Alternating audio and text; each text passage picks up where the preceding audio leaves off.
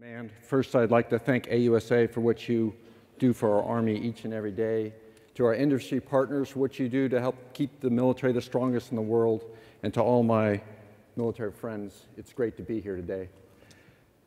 I only have a few slides. I know some of you that know me, like you're surprised I have any at all. I actually had quite a few, but I get hacked much like you do. And I want to start off here with talking about the tremendous opportunity of cyber. And what I mean by opportunity is the connectivity that we enjoy today is creating possibilities for not just our society, but for military operations that we only dreamed of. But with that increased connectivity comes vulnerabilities. Next slide, please. And the vulnerabilities come in two parts. One is it becomes more complicated as we add things to the internet. And so there's a huge scale issue. And then the other side is the complexity, which is when we interconnect it all together. Now, these two documents I have up there, the Cardon webpage. Cardon is a program that will scan and tell you what's on the internet. And below that, Google. Google is one of the top web search engines used to find vulnerabilities in our system. Now, with vulnerabilities, that attracts threats. Next slide, please. So threats 10 years ago, 20 years ago, you have visions of someone really smart in writing code or in hardware, working by themselves. But no one knows all code today, so it started with teams. And so you have teams of people experimenting, and then, of course, we have the criminal enterprise that goes with it. So you have these groups, and the latest entry, which has been there a long time, but you read more about in the papers, are the nation states. And so all of these organizations are working against those vulnerabilities that I talked about in the beginning. Then it gets a little bit more complicated. Next slide. I only have 5 slides, so you're already on 3, so you're going to be in good shape here. I talked about how before you had to be almost an expert in software engineering to do some of this. Now there are programs that enable the average person to find vulnerabilities. There's a program called Hypercon Gray Punk Spider. Now I know you're probably wondering, wow, when you think about the group of people that got together and invented this name, but the program they created is quite remarkable because you can put in any web address and it will search for all known vulnerabilities. That means you don't need to be able to write code anymore. You just have to be able to operate it. There's also MassCan, which was in the ShmooCon conference. They scanned port 5900. Now, when I joined this job, I hear about ports. I didn't realize that computers have 69,000 ports, but 5900 is used for virtual machines. They ran it during this conference, and what came back were thousands and thousands of pictures on unsecured open systems, everything ranging from power plants, any type of device that was open using that port, it found it and projected it. And that's what you see there in the center of the slide. So how does this impact us is before you needed really high capability, high technical capability. Then you needed to have to be computer smart. And now we're approaching, you just have to be a good gamer. That's where cyber's moving. Now I want to switch gears a little bit because the military defines cyber as a domain. So 5 domains: land, sea, air, space, home of space here, and cyber. But the difference with cyber is man-made. And in the last second, all kinds of devices were attached, detached, et cetera with it. But there's a unique part of it. Because it's man-made, it has a huge human dimension and land dimension to this. So the Army is uniquely postured for this domain. Now I want you to understand this domain and how do we do operations on it. I want you to visualize a map, a city map. And you can visualize the streets and the intersections and the buildings. And now I want you to take that vision and take the streets and think of them as a pathway, a satellite connection, a wireless connection, a fiber connection. Take the intersections and think of them like routers and switches. And take the buildings and think of them like endpoint devices or humans with endpoint devices. Now I want you to pretend you're going to run an operation on top of this space. And you start on one end of the city, and you're going to achieve some sort of effect on a person on the other end of the city. Now think about how you would navigate your way. You would go down a pathway, you must go through a router and a switch, and navigate your way across. And all of a sudden, you start to understand that the entire doctrine we have for land operations can be applied to cyberspace. The entire doctrine. We need reconnaissance, maneuver, protection, fires, targeting. And when you start to think about it in that way, that's the operationalization of cyberspace. That is what Army Cyber is doing for our Army. It doesn't operate alone, though, because one unique thing about cyber is cyber was born joint. So, because when you have any sort of transmission in today's space, you do not know exactly where that packet went unless you had a dedicated line, and we are more and more moving away from that construct.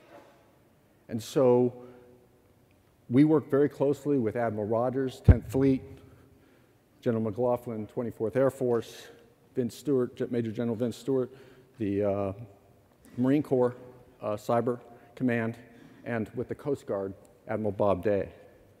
And we meet on a regular basis every month because this space, that's the military space, but you also have the NSA, FBI, Department of Homeland Security, CIA, and we're all operating in this space, discovering it together. Now I want to talk about specifically cyber operations. So we've defined this three ways. If you would, 10 years ago, you would think of what we call Defense Information Networks, the DODIN. And that, when you think about it, that is network-focused, threat-agnostic. What I mean by that, it's normally defined by firewalls, antivirus programs. It's a general defense. When U.S. Cybercom was stood up, U.S. Cyber Command, the offensive side entered the space, offensive cyber operations. What's important to understand about offensive cyber operations is what makes it offensive in nature is not the capability, which can be used in both directions, but the effect that you're trying to achieve. Unfortunately, I can't talk much about that because most of that resides in the classified space. But the new invention is what's called defensive cyber operations. And this is the idea that you cannot rely on a static defense to defend yourself in cyberspace. And so think about a defense now that's going to be mission-focused, threat-specific. And what would that organization look like?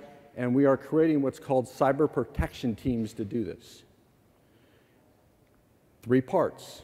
1, working with the CIO G6, my good friend General Farrell, you need access to the network. The network can be built in a way that keeps it more secure.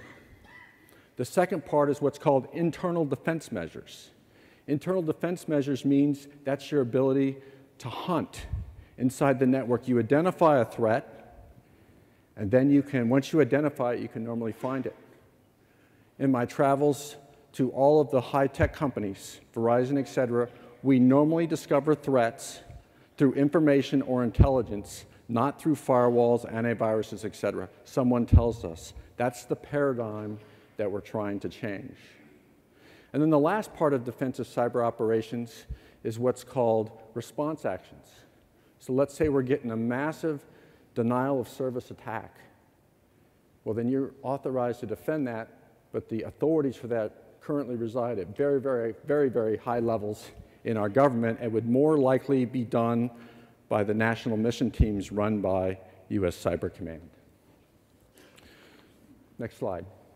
So how is the Army organized to do this? So first, I have 4 mission areas, and I want to talk about the forces, and then I'm going to, from there, I'm going to go into the people and then into the technology. So let me first start with build, operate, and defend all networks. I work very, very closely with the CIO G6, and NetCom does this primarily for our Army. However, it is bigger than NetCom because NetCom does not run all Army networks. Second is, I talked about these protection teams. There's going to be 7 cyber protection teams in the Army, and we're working on exactly where to put those against specific threats.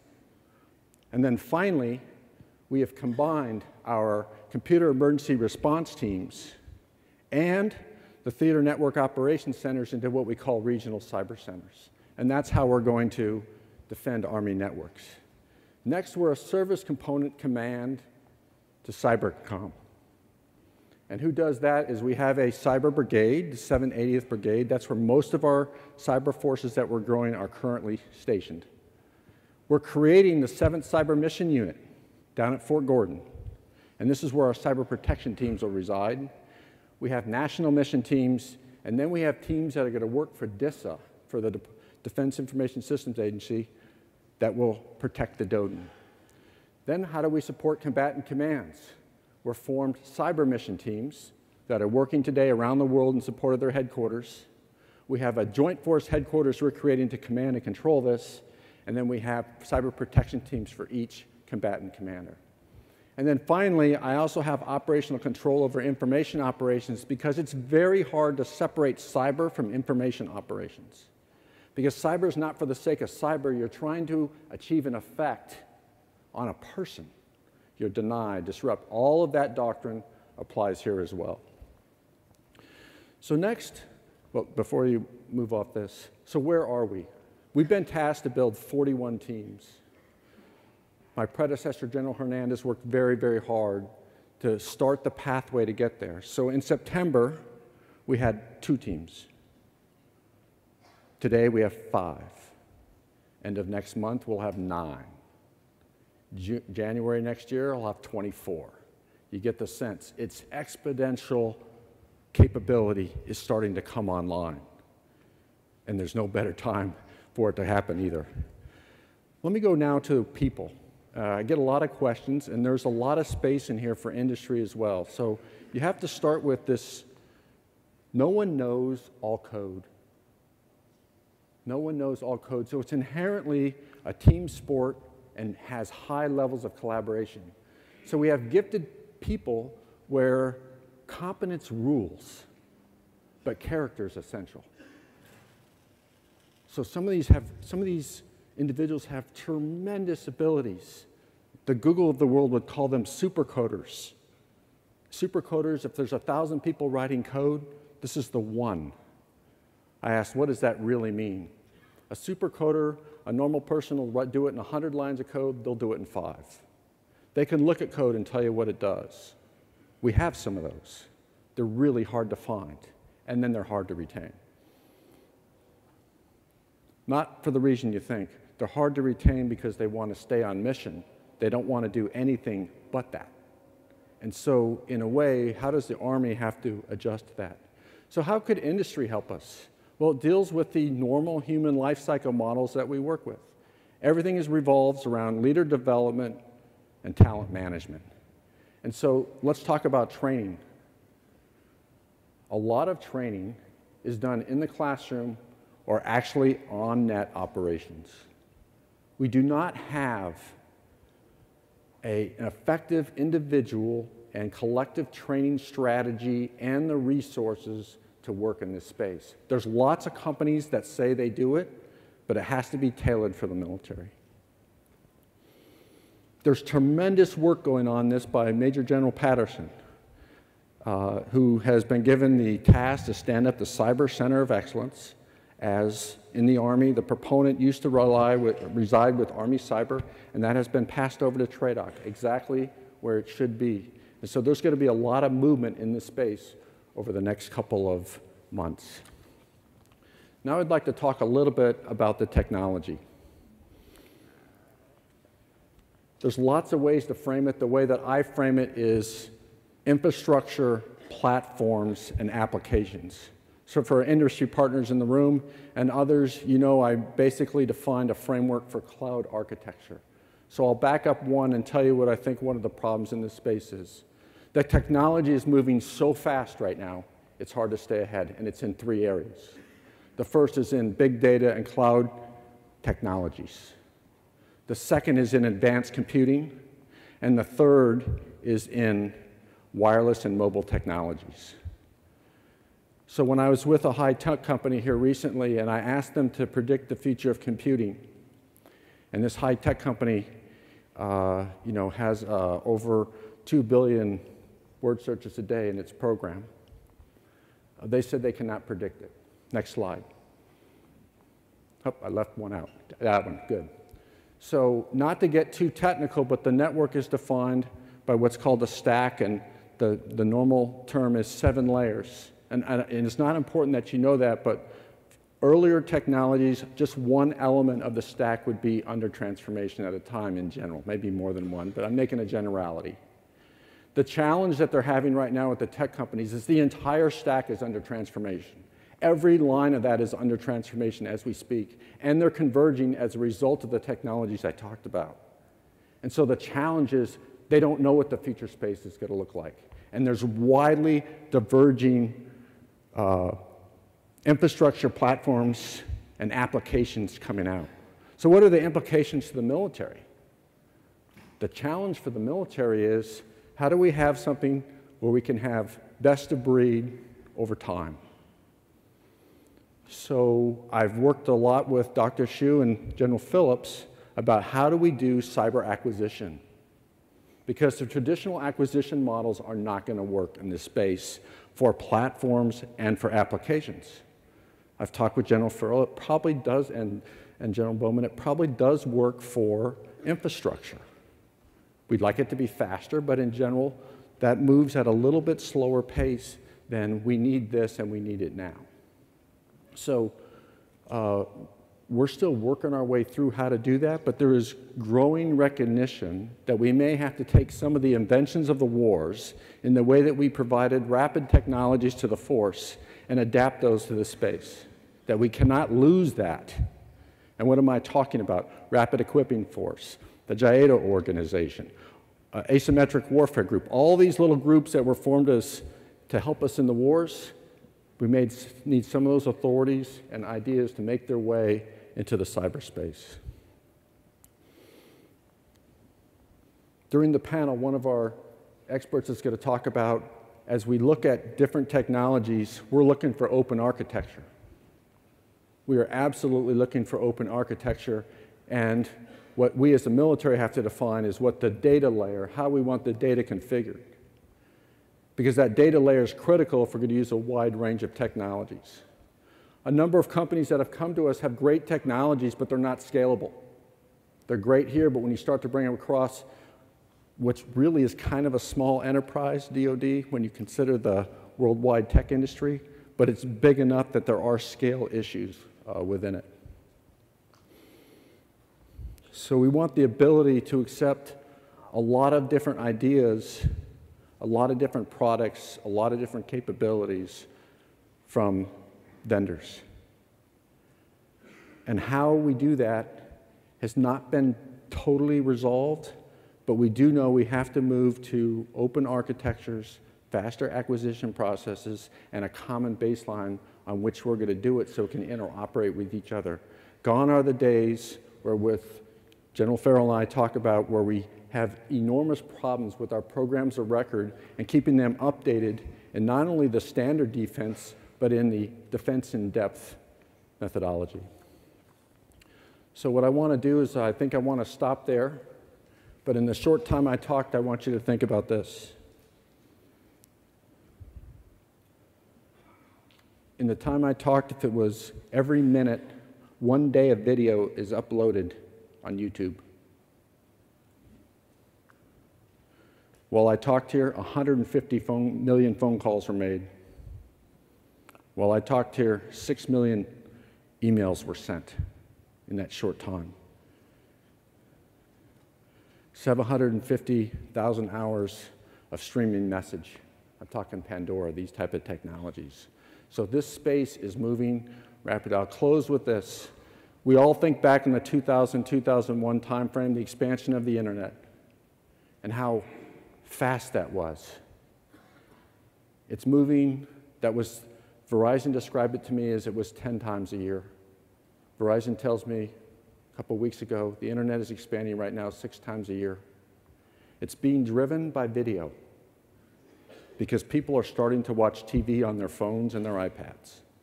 And it's going to fundamentally reshape the entire video industry. We're getting ready to put in 10 gigabits per second lines. Verizon was experimenting with those in early 10,000 or early 2000s. They're experimenting right now with 1,000 gigabit per second lines to meet the demand and their customers. With that, what is the implication to the military? When you think about the tremendous expansion. I want to close with the way I started. This is not dark. This is tremendous opportunity because everything I talked about, we need this freedom in cyberspace. It's great for our society, our way of life, and it's great for military operations. Our challenge as U.S. Army Cyber Command is to ensure freedom of action in cyberspace and deny the same to our adversaries. Thank you very much.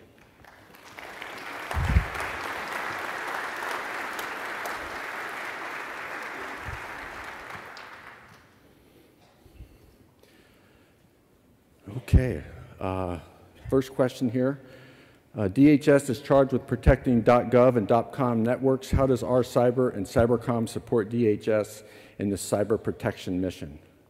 The Army relies on .gov and .com. Right, so right now our authorities are primarily in the .mil unless given authorities to operate with .gov and .com, which we do not currently have. The way that would work, though, is through U.S. Cyber Command. That's the way that would work. Cyber future depends on a workforce. How many of those workers need college, and how many need a technical high school or technical training, and how many can get a security clearance? Okay. We have learned a lot about hiring people. So Rhett Hernandez talked to me early on. We took great Americans off the street and we put them directly into the courses, and our failure rate was 60%. But what we've kind of recognized is the failure rate may not have been a failure rate because of technology, understanding of technology. It may have been a failure rate for failure to adapt to military lifestyle, given the character traits that you're looking for in this environment, right? And it's a polite way of saying, you know, as Colonel Buckner and General Morrison, who were helping build these teams, these soldiers think a little bit differently. First off, they love what they do and they want to stay on mission. They don't want to do anything else but stay on mission. So if we're going to form a force, we have to think about, okay, how do we grow this force in a way that gives it its proper structure for military operations? So I would say this, in most of these courses, your college degree doesn't necessarily matter. What matters is your competency and your ability to demonstrate competence in the test as you go forward. So what we're looking for, and General Morrison and General Ashley are kind of leading the way on this, is what are the right assessment tests that give us a reasonable and confident measure of prediction that you could pass the course. Now you're like, okay, what'd you do with their 60% failure rate? We're recruiting soldiers after they've been in the military between 6 months and a year, and then we recruit them in. And the failure rate's about 20%, and that's probably going to stay about that way.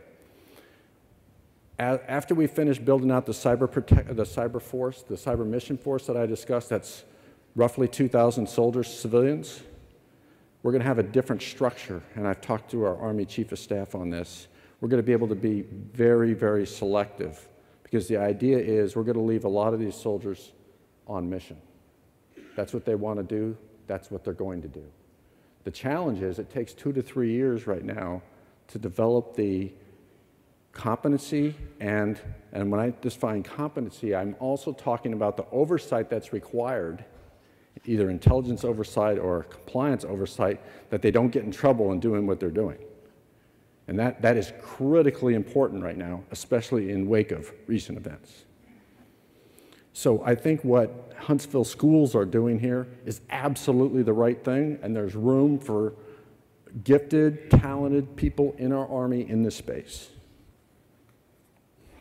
As the Department of Navy's unclassified network was recently attacked and the public-facing web pages were taken down for 6 months, how do we achieve a balance between access and protection? Okay, so I've had a lot of discussions with Admiral Rogers on this. And I had a lot of discussions with the tech industry. We have to build systems that can operate well compromised. That's the bottom line. Now, we don't normally operate that way, and I've talked to General Farrell about this because there's danger, because we want to create the greatest efficiency, but when you create the greatest efficiency, you create a single point of failure problem. When I was out with Google and others, they spend a lot of time what they call crushing their own networks, attacking their own networks from within, making them stronger and stronger and stronger.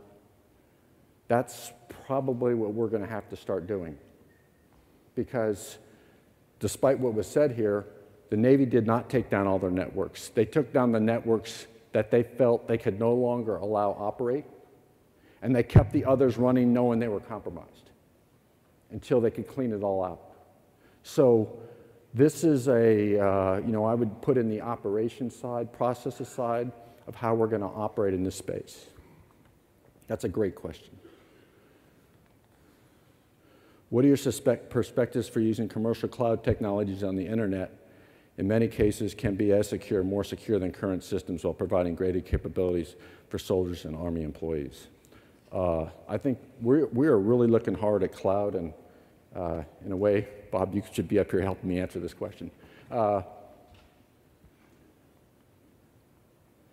In fact, Paul, if I could defer, and during the panel, maybe you can take this on for me. Yes, sir. Okay. But I will just say, we have to move to cloud technologies, but the cloud has to be able to. So let me back up. Certain vendors in cloud technologies do not want to operate in classified space. That's a problem for us. Certain vendors want to operate on the NIPRNet, as described here, but they don't want to use PKI authentication, CAT cards, which is a DoD standard. And so a lot of this is we have to come to an agreement between the government and industry about what are the baseline standards we need that allow everyone to participate. And I'll leave it right there right now, because I work very, very closely with the CIO, G6, Lieutenant General Farrell, and we are going to have to tackle this together. The one thing that we're trying to do is work, and Mark, I'll try not to steal too much of your thunder here, the joint regional security stacks to get the data off the joint regional security stacks and use big data analytics to analyze and find anomalies that help our cyber protection teams better find the threat. And so tremendous, tremendous space in here. I will also say the big tech companies, Amazon Web Services has a very different model than Google. And I'm going to Microsoft here on Monday, and when I talk to them, they have a very different model as well. And we're going to have to figure out, how does a government not get itself tied to just one vendor? And this is what I talked about, open architecture.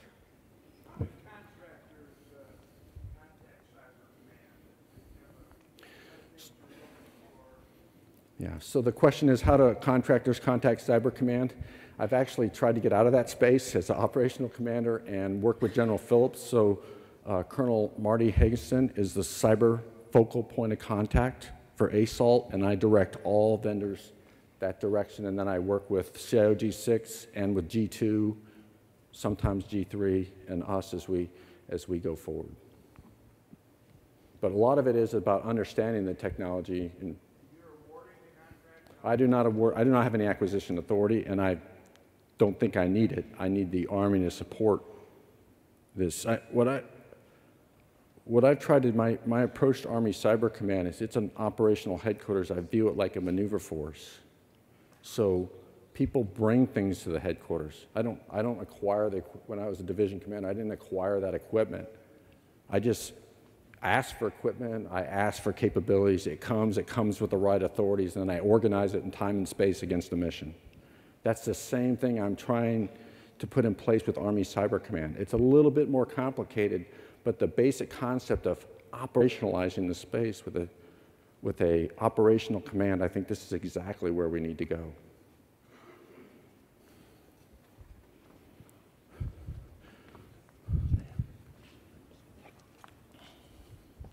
The cyber domain is enormous. There's no way to protect all of it all the time. How are you identifying and prioritizing focus areas for the cyber protection teams? Okay, this is a great question. So there is enormous work going on right now inside the National Security Agency and DIA and inside the Army commands to identify cyber key terrain. That's one piece. Once we identify cyber key terrain and then we get it prioritized by the G3 of the Army, we're going to line up our resources against it. But as we've looked at the protection side, we also recognize that, wait, some things we might want to secure technologically, some things we might want to put on the regional cyber centers, and some things need a cyber protection team. I think it depends on the threat, the architecture. There's a lot of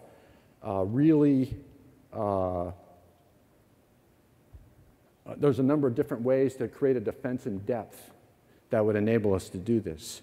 But this is, on Friday when I meet with General Alexander, he's going to ask me what the mission alignment is for our cyber protection teams. So my staff's been working very hard on this question here right now. And we're trying to do that while retaining some flexibility for possible intrusions that we might need to put capabilities against. General Cardon, what's the future role for the National Guard in the cybersecurity domain? So there's a huge role, I think.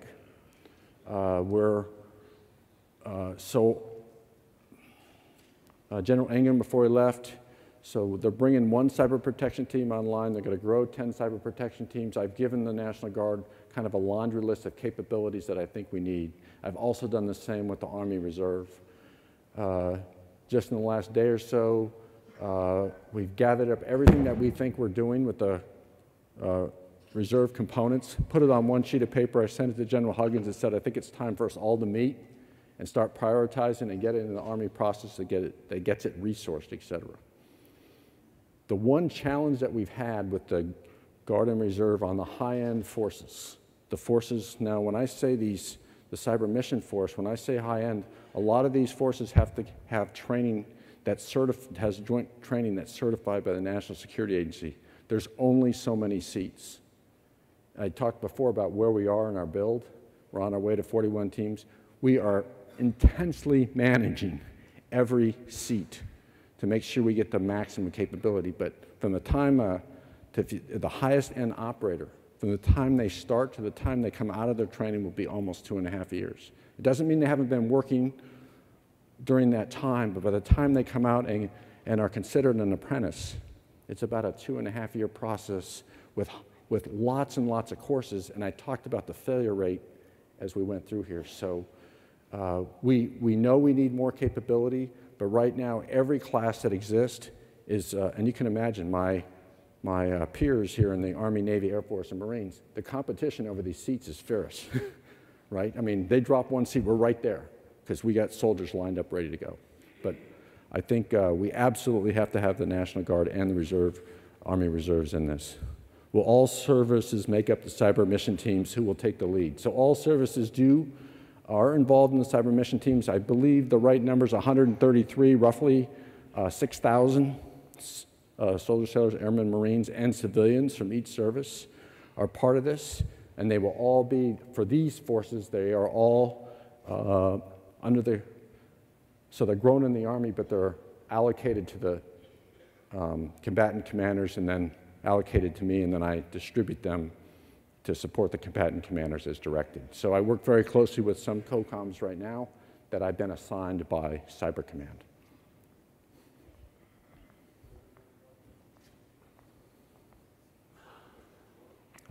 Okay, thank you all very much. I appreciate it.